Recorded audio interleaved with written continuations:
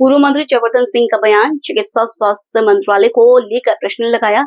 CM relief fund से गरीब परिवार का इलाज होता है, 2 लाख तक की सहायता होती है। सीएम रिलीफ फंड में फर्जी अस्पताल संचालक राजेश शर्मा ने सीएम हेल्पलाइन से निकाले 10 महीने में 50 लाख।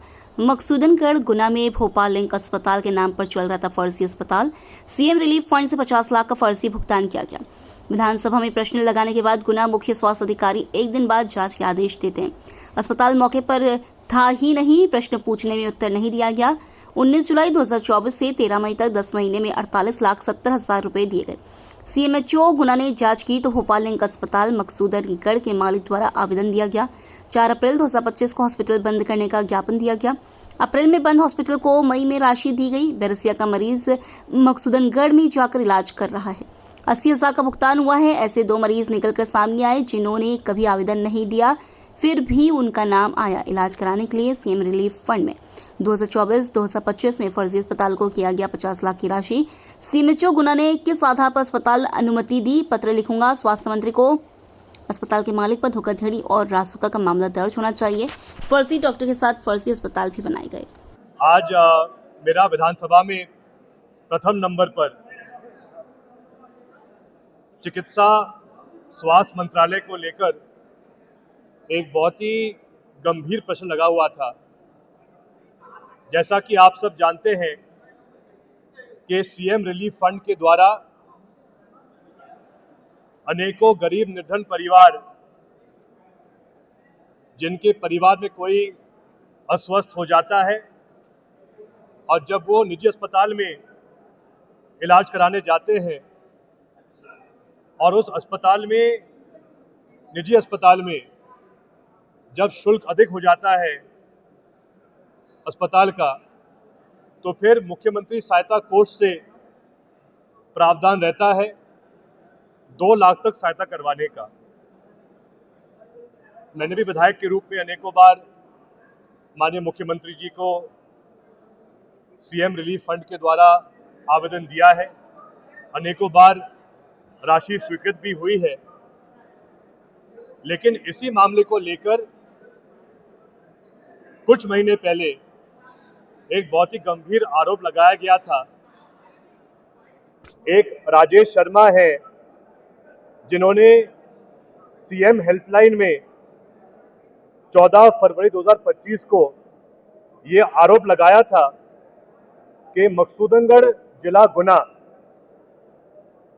में भोपाल सिटी हॉस्पिटल के नाम से एक फर्जी अस्पताल चल रहा है और इस अस्पताल के द्वारा राजेश शर्मा जी ने आरोप लगाया कि एक साल में 50 लाख से अधिक का भुगतान सीएम रिलीफ फंड के द्वारा किया गया है इस अस्पताल को और सब मरीज फर्जी है। लेकिन सीएम हेल्पलाइन में इस आवेदन के बावजूद कोई कार्रवाई नहीं हुई। फिर जब प्रश्न काल के लिए हमें तारीखें दी गई तो मैंने ये प्रश्न लगाया जो आज चर्चा में आया था पहले नंबर पर।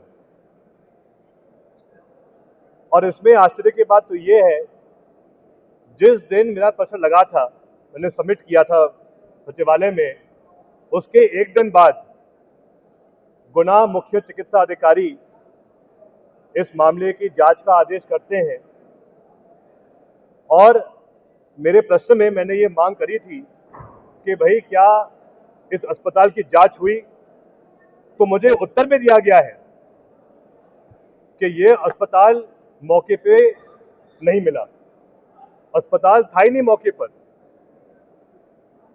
फिर मैंने प्रश्न में पूछा कि हमें ये बताइए कि पिछले एक साल में मुख्यमंत्री सहायता कोष से गुना जिले में और इस भोपाल लिंक अस्पताल को कितनी राशि दी गई है। उत्तर में कहा जाता है कि हम इसकी जानकारी आपको नहीं दे पा रहे हैं। लेकिन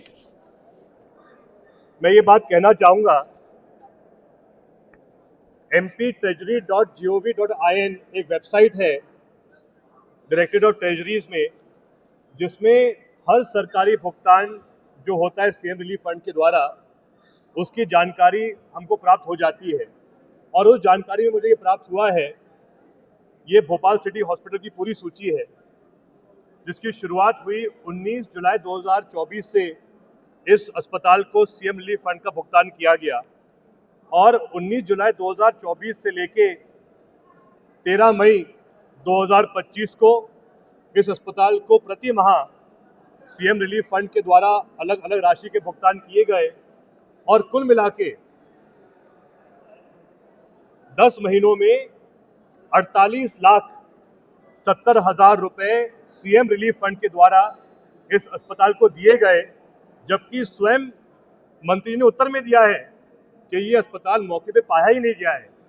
अब इसमें दूसरी बात सामने ये आती है कि जब ये पूरी जांच की गई सीएमएचओ गुना के द्वारा, तो 4 अप्रैल 2025 को